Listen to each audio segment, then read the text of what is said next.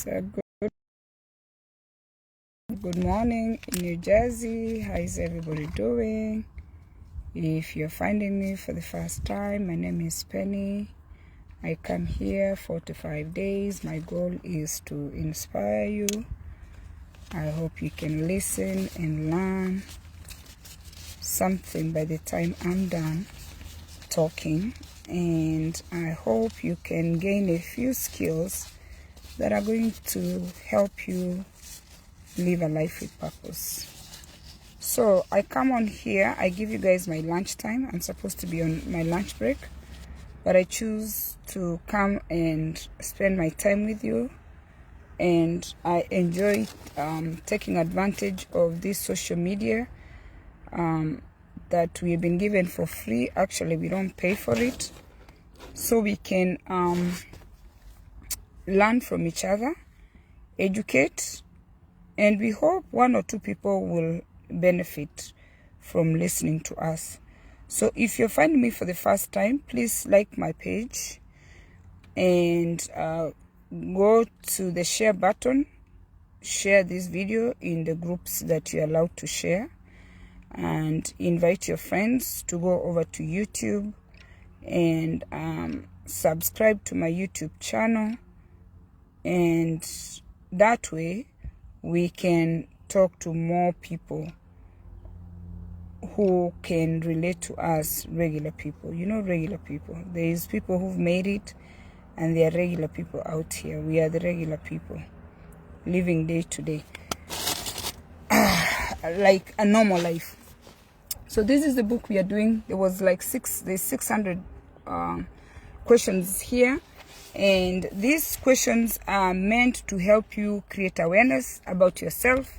They are meant to make you think about yourself so you can be a better loving person. So let's go to the question. Question number 1. If you had a chance to change the world, how would you change the world? Write a list of things. At least you can do 5 of the things you would change. What are those things you think you can do to change the world? Number 2, what does your dream house look like? I know some of you don't care about homes, but do you have a dream, or do you have even, maybe you have the house, you already have the house. Is there a kind of a house you dream about where you call home? If you've never thought about that, try to imagine what will your dream house look like. Number 3, what do you think about in terms of a future family? How do you think in the future families are going to be? Someone like me who is a believer and I read the Bible, I still believe like family is going to be family. Even back in the day, there are people who didn't have families. Even back in the day, in the Bible days, there are people who broke families. Back in the day, there were cheaters. Back in the day, there were adulterers. Back in the day, there were, gay people. There's always been what's there. So I don't really think much is going to change about the family. The only thing is everybody is going to be challenged. And when I say that, I even mean my children. Everybody is going to be challenged to create that kind of family they want. So sometimes when my daughter tries to tell me that, maybe in future there won't be like anything like maybe marriage, people are just going to live in their own homes, fine. Those things have been happening. You can choose that kind of a family. But if you choose that kind of a family, that's a choice you'd have made. So nothing is really going to change if you're a believer. But if you're a non-believer, maybe you think family is going to change. You choose the kind of family you want to have. Yesterday I was telling our children that some of us who were aware when we were growing up what it meant to choose a spouse, because we were raised and taught that you pick a spouse. In church, we did pick spouses. We just didn't find ourselves with men. We went on dates. There is a courtship. We went, we reviewed the family history. We looked at what was benefiting us. We looked at their likes. We looked at so many things before we picked the men that we have. And I'm 50 years old, because back in the day, there was more of arranged marriage. But my generation, we had an opportunity to choose who you want to be with. It was not by accident. It was not by force. My husband is from a different tribe. I chose him. I didn't find myself with him. So again, I go that far to tell you that family is not going to change much, as people are thinking that family is going to change. It's not going to change much. It is the choices that you're going to make. Right now, my daughter's age mates, I'm seeing girls in my church, in my home church, Fountain of Life, getting married. 22, 23. They met men in that church or other churches. They are getting married. So these families, I'm really thinking, and I mean that, they're going to have families. Because what the definition of a family for them was, you go to school, you finish college, you find a husband, you get married, and you have children. You become the wife. You know, in my church, most of the women really stayed home with the kids. And the men provided. That's what has been modeled in that church. And then I told them, their father has been a great husband. Not because he chose to just be a great husband. My husband was modeled by his father how to be a husband. So my husband is not, all of a sudden he's doing what he's doing. No, his father modeled to him what he's doing to us. My husband is a decent man. He cares. You know, when we go on holidays, he'll leave us in the car. We were talking with the kids yesterday without him. He will go in the hotel, check in, make sure the rooms are okay, check everything, and come back to the car to get us.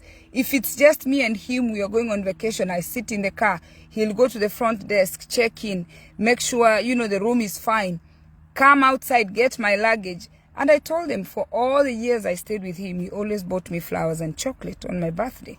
So my kids know that. So they know that is happening. He's affectionate. That has been modeled to them. So whatever you want to think about how a family looks like is what you're going to get. What I've modeled for my children is what they're going to see. There are things I saw my mom do I did not want to do. There are things I saw my mom do I want to do. Like I gave them an example. My mom being a third wife, I would never repeat such a thing. I cannot be somebody's second wife.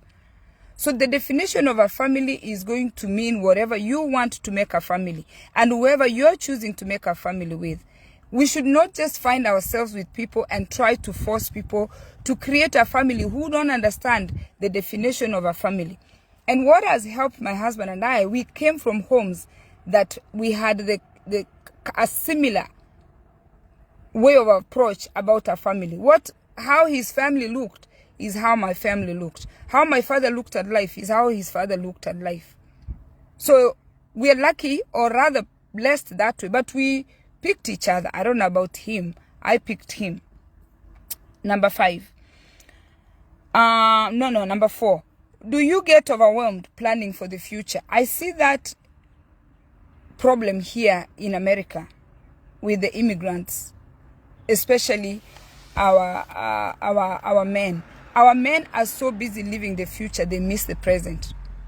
Okay, when they're asking you, do you get overwhelmed planning for the future? A lot of people plan for the future that never comes.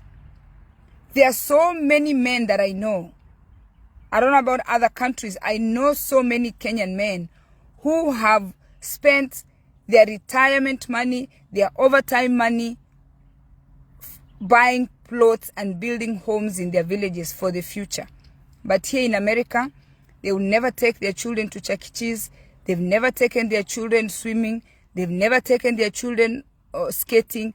They don't have time with their children. They are so busy using all the money they have, planning for the future.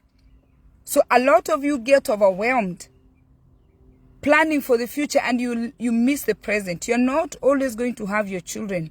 Your children are going to be with you for a very short time. Once your children turn 18 and go to college, they are gone. So if you're watching me, especially the men, our African men or immigrant men, the Indians come here one way. If you're watching me today, I'm telling you, and you have small children, you're lucky you found me today. Take your children to the park. Take your children to swim lessons. Put your children in soccer. Go sit there, watch your children play instead of taking overtime so you can buy that property in Nigeria, so you can buy that property in Syokimau in Kenya. Stop planning for the future. Planning for the future can be overwhelming, and you're going to miss the present, especially for those of you who have children. If it's your wife's birthday, take her out to eat. If it's your son's birthday, take the child out to a location, let the child enjoy, pay $500-600.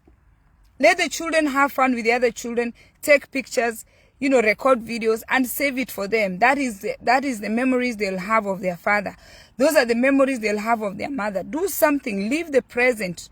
Don't plan for the future. They ask you that question so you can live in the present. Number 5, when you were younger, what career did you want? Looking back, what did you always want to be? If you're not, what are you? Have you ever thought of your career? And the other day, there was a question that was asking you, are you book smart or street smart? Okay? You can change your career. But what is your career? Some of you live day to day. You're just doing jobs. What do you really want? What did you want to be? Did you lose yourself in what you wanted to be? Back in the day, they used to ask you, what do you want to be? You say a doctor, a nurse, a pilot. Go back to that child in you, number 5, and answer that question. What did you want to be? So we are going to stop here at number 5, and then I'm going to tell you guys something. Okay? So, where's my sugar cane? So I have my sugar cane. Okay? I spend so much time on Facebook to create awareness to the young people, to create awareness to the older people who go to places and change from who they used to be, and they turn to be other people. Anywhere you go, you can bring your roots with you. Anywhere you go, you can maintain who you are. You don't have to change because you left your country and you went to another town. Now you want to be like those people. Yes, diversity is good. Yes, shared culture is good. Yes, but you always have to maintain who you are. So today when I brought my snacks to work. A lot of people, a lot of Americans who saw my sugar cane, I just didn't have one. I have like three strokes.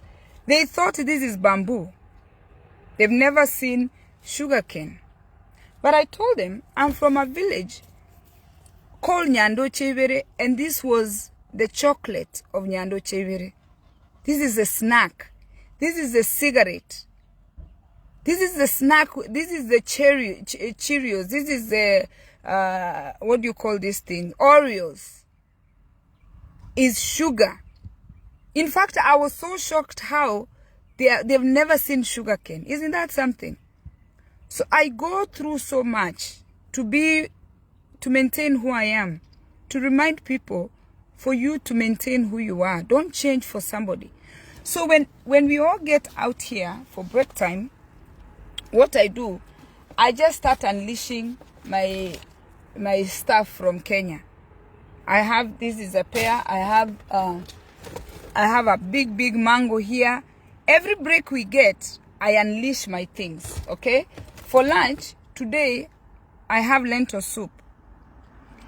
I have a whole suitcase. This is a suitcase. It's a big suitcase of everything. When they are drinking, whatever they are drinking, I just show up with my porridge. See, I have my porridge there. I have everything that I need to maintain my roots. And I'm sure if you're an American and you're watching me, you've never seen sugarcane. This is how we eat this snack. You peel. You use these teeth. This teeth. You don't use these teeth. These teeth. This is maintaining who you are. You remove this skin. Okay? Now, because I have a little bit more money, I'm not squeezing the juice from here. But when I was in Nyando Chevere village, broke, poor, I make sure I take the soup from here Huh? This is chocolate. I told my co-worker we could not afford chocolate. We could not afford sweets. Huh? And we used to buy this enengo. We used to buy it like this, depending on how much money you had. And depending on how much money you've stolen from your mom or wherever you're stealing from. You can buy one enengo, you can buy two, you can buy, it depends on how much money you have. So, I told you, you squeeze. Can you hear?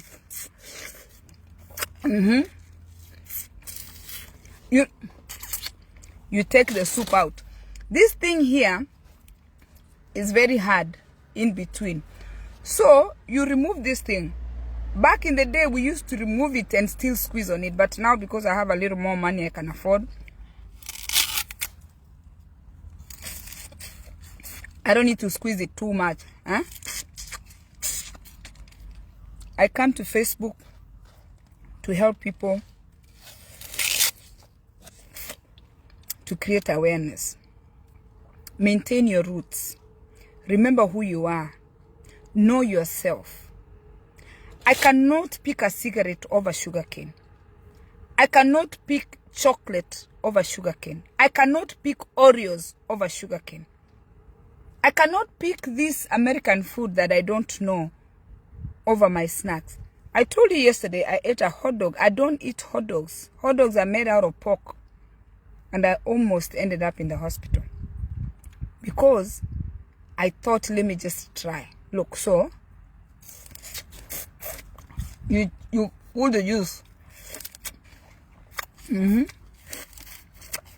And see the water?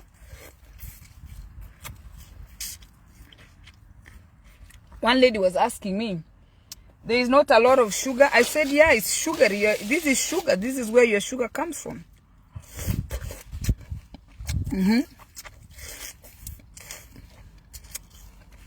Okay. Okay. You have the skills to chew and squeeze the juice out. Okay.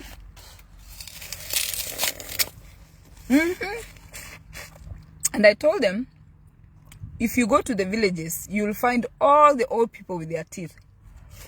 This was how we brushed our teeth. There was no toothpaste. There was no floss. We are consuming. Karen, I'm telling you. I'm just dripping.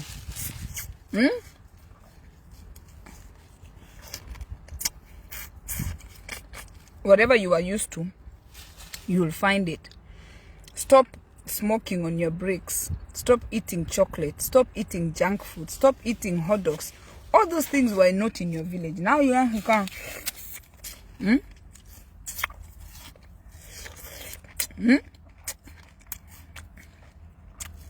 You squeeze. Okay? Spit this out. You want to come and change and be somebody else. You cannot. You will find yourself in a very bad situation. So, I do my videos to create awareness. To tell you, you can find everything you need. Don't be quick to be somebody else who you're not. Some things, yes. I'm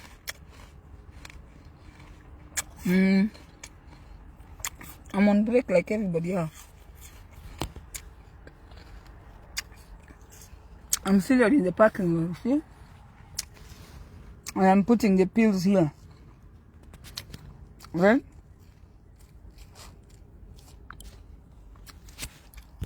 And you get dirty. You don't have to be like anybody else. Again, for the last lesson, then we'll end this video. Peeling. You use these teeth These teeth, if you use it, you will break them. These teeth. What was the name of the teeth, Canan? See?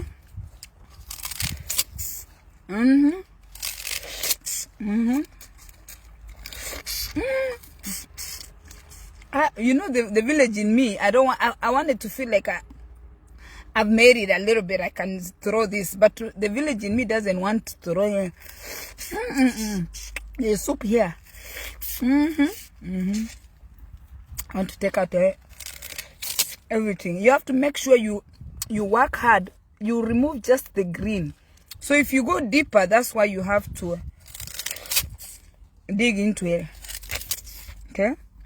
Now, this part is very hard. You have to be careful not to mess up your teeth. Here is not sweet, enengo. It's called enengo. That's where you break it. Okay? Done. So have a lovely day.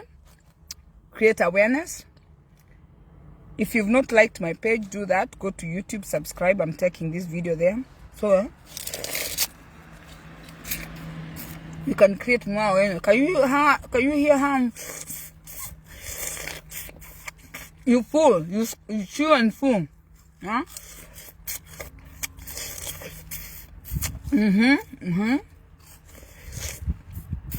So in New Jersey, there's a market called Columbus. That's where I buy the sugarcane. But the message today is, don't try to be anybody else.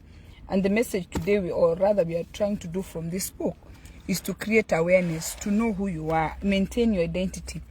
Don't let people move you to what you're not, because where you came from.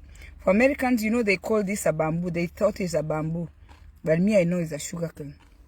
Okay, maintain yourself. And try as much as you can to live a life with purpose. Try as much as you can to stay organic, authentic. Don't try to copy people. You cannot win. If you want to be like somebody else, you can't win. Just be who you are. Maintain who you are. Whatever your parents' foundation they gave you, tweak a few things, because now we are not in the village, and be a better person. Okay? God bless you. I hope you can learn. I hope I will inspire you to learn, to live a life with purpose. Encourage yourself. Nobody can encourage you. Encourage yourself so you can be a better person. God bless you, and share this video.